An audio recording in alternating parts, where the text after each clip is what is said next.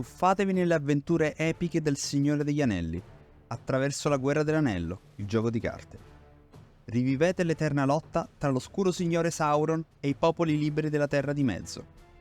Mentre le forze del bene cercano di distruggere l'unico anello, le ombre di Sauron si estendono su ogni angolo della Terra di Mezzo, cercando di corrompere Frodo e ostacolare il suo cammino. Ogni carta giocata, ogni decisione presa, potrebbe segnare il destino delle genti libere. Ora, la storia della Terza Era è nelle vostre mani. La Guerra dell'Anello, il gioco di carte, qui la versione in inglese ma è disponibile anche in italiano, è un'avventura strategica che ci catapulta direttamente nel cuore del mondo creato da Tolkien. Sebbene il gioco offra diversi scenari, oggi ci concentriamo esclusivamente sullo scenario della trilogia del Signore degli Anelli. In questo scenario i giocatori si dividono in due fazioni opposte, le forze del bene e quelle del male. Nel gioco ogni partecipante ha un proprio mazzo di carte che rappresenta specifiche fazioni della Terra di Mezzo. Per i popoli liberi abbiamo due giocatori distinti. Frodo, questo giocatore gestisce le forze dei nani, degli hobbit, di Rohan e dei maghi. Aragorn, egli prende le redini dei Dúnedain e degli elfi. Dall'altro lato, per le fazioni dell'ombra, abbiamo il Re Stregone, questo giocatore comanda le potenti forze di Mordor. Saruman, egli controlla le forze di Isengard, insieme alle creature mostruose, e Yaradrim. Ma come si svolge una partita? Durante ogni round i giocatori si sfidano in battaglie epiche, rappresentate dalle carte campo di battaglia, come il Fosso di Helm o Minas Tirith. Ma c'è anche il percorso tortuoso e pericoloso di Frodo verso il Monte Fato, illustrato dai cammini. L'obiettivo? Vincere combattimenti nei cammini e nei campi di battaglia, cercando di accumulare punti vittoria. Alla fine sarà la strategia e la saggezza delle vostre mosse a determinare il destino della Terra di Mezzo. Voglio chiarire alcune meccaniche fondamentali. Nel gioco ci sono due pile di carte cruciali. Una è la pila degli scarti, dove le carte vengono rimosse definitivamente dal gioco, e l'altra è la pila delle carte ciclate. Quando esaurite il mazzo di pesca, mischiate le carte ciclate per formare un nuovo mazzo. All'inizio, ogni giocatore pesca 7 carte e ne cicla 2, iniziando così con 5 carte in mano. Il primo giocatore poi attiva casualmente un campo di battaglia dalla sua pila di fazione. Una volta rivelato, si attivano immediatamente gli effetti del campo di battaglia, che possono essere bonus o malus. Queste carte indicano anche quanti punti vittoria si ottengono in caso di vittoria, quali fazioni difendono e quali attaccano. Successivamente viene attivato casualmente un cammino di livello 1. Nei cammini le forze del bene sono sempre difensori. Ma come funziona esattamente il combattimento? Sia nei campi di battaglia che nei cammini, il combattimento segue regole simili. Nei campi di battaglia potete giocare sia armate che personaggi. Dovete confrontare il totale delle spade delle forze attaccanti con gli scudi delle forze difensive. Se l'attaccante ha più spade degli scudi del difensore, vince. In caso di pareggio, la vittoria va al difensore. Ma vediamo un esempio pratico. Immaginiamo il campo di battaglia di Minas Tirith.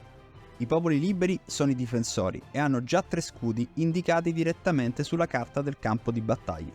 Possono schierare solo carte dei Dúnedain e dei maghi. Dall'altro lato, l'ombra può schierare solo truppe di Mordor e Aradrim. Mordor ha un totale di 5 spade. Di queste, 3 vengono automaticamente annullate dalla difesa di Minas Tirith. Ora è obbligatorio annullare le spade rimanenti utilizzando i simboli scudo presenti sui personaggi e le armate in difesa. Per annullare le 2 spade rimanenti, utilizziamo i 2 scudi di Aragorn. Alla fine rimane uno scudo al difensore, che quindi risulta vincitore. Nota bene, al termine del combattimento, tutte le carte attaccanti vengono scartate, indipendentemente dal fatto che le loro spade siano state utilizzate o meno. Dal lato difensore, le carte che non sono state utilizzate per annullare attacchi vengono ciclate, mentre le altre vengono scartate. È fondamentale ricordare che se Aragorn avesse utilizzato anche solo uno dei suoi scudi, sarebbe stato scartato comunque. Dettaglio cruciale: i simboli con un cerchio intorno sono validi solo se sul campo di battaglia è presente almeno un'armata della stessa fazione del personaggio. Quindi il simbolo speciale di Aragorn è attivato perché è accompagnato da un esercito Dúnedain. Se il video ti sta piacendo, un like sarebbe fantastico e aiuta davvero il canale. Ricorda, è un gesto che non costa nulla e per supportarci ancora di più considera di iscriverti. Grazie per il tuo sostegno e continuiamo.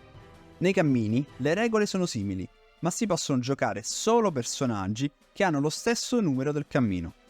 Ad esempio, Frodo può essere giocato su un qualsiasi cammino, mentre Bilbo solo sul cammino 3.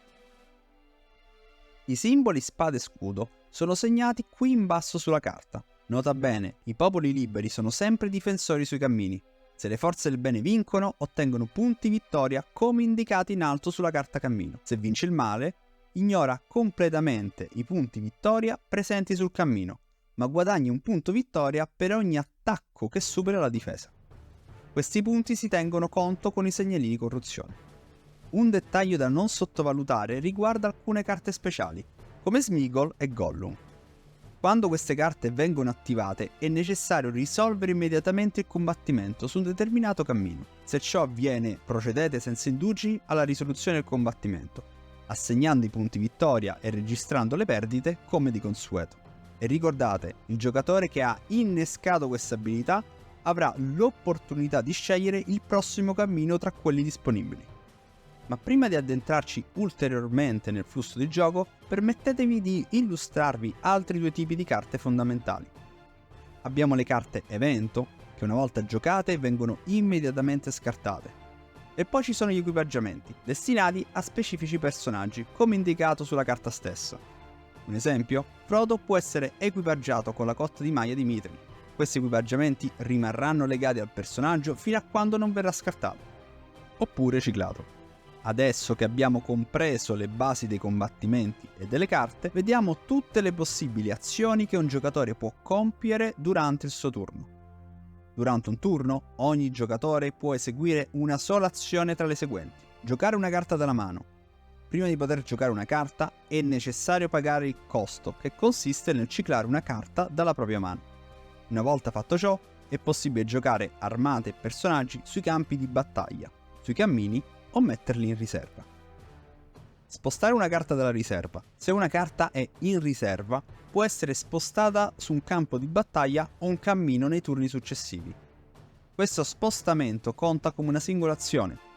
È importante notare che non è possibile spostare una carta dalla riserva nello stesso turno in cui è stata giocata.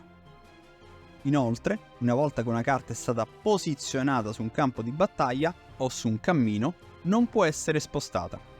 Attivare l'effetto di una carta. Se una carta ha un'azione o un effetto speciale, è possibile attivarlo. Ciclare una carta. Questa azione permette di ciclare una carta dalla mano. Una mossa che può essere utile per temporeggiare e vedere come si evolve la situazione. Scartare carte per pescare. È possibile scartare 2 carte dalla mano per pescare una nuova carta. Attivare il segnalino anello. Si può fare unicamente una volta per partita. Vi farà pescare 2 carte, se non utilizzata a fine partita varrà un punto vittoria. Passare il turno. Un giocatore può decidere di passare il turno se il numero di carte nella sua mano è inferiore o uguale al suo limite di carte, o se ha meno carte in mano di tutti gli altri giocatori avversari. Anche se un giocatore passa, può comunque giocare nei turni successivi. Se tutti i giocatori passano consecutivamente, il round termina e si procede con la risoluzione dei combattimenti. Al termine di ogni round è fondamentale controllare i punti vittoria accumulati da ciascuna fazione. Se una fazione ha accumulato almeno 10 punti vittoria in più rispetto all'avversario, questa fazione viene dichiarata vincitrice. Se nessuna fazione ha raggiunto questo vantaggio, si prosegue con un nuovo round, fino a quando non si completano tutti i cammini, arrivando al numero 9. Alla fine del cammino 9, la fazione che ha più punti vince. Se invece bisogna proseguire con un ulteriore round, il segnalino del primo giocatore viene passato al giocatore successivo. Si pescano le carte indicate dalla propria fazione, si attiva un nuovo campo di battaglia e si avanza al cammino successivo. Proseguiamo con qualche regoletta un po' più ostica. Quando un effetto di una carta costringe un giocatore ad abbandonare una carta, il giocatore deve scartare una carta. Il giocatore ha diverse opzioni da dove scartare: dalla sua mano, dalla cima del proprio mazzo, dalle carte nella propria area di riserva. Tuttavia è importante notare che le carte che sono state già piazzate sui campi di battaglia o sui cammini non possono essere scelte per essere abbandonate. Un altro dettaglio cruciale da tenere a mente: alcune carte permettono di riattivare campi di battaglia che sono stati già risolti in precedenza. In questi casi è importante ricordare che i punti vittoria ottenuti nel combattimento precedente non vengono assegnati automaticamente alla fazione che aveva vinto quel combattimento. Ogni riattivazione di un campo di battaglia richiede un nuovo combattimento e una nuova assegnazione di punti. Se siete appassionati di giochi card driven e siete curiosi di esplorare altri scenari storici, non perdete il mio tutorial su Quartermaster General, un gioco ambientato durante la Prima Guerra Mondiale. Ma per oggi è tutto, alla prossima!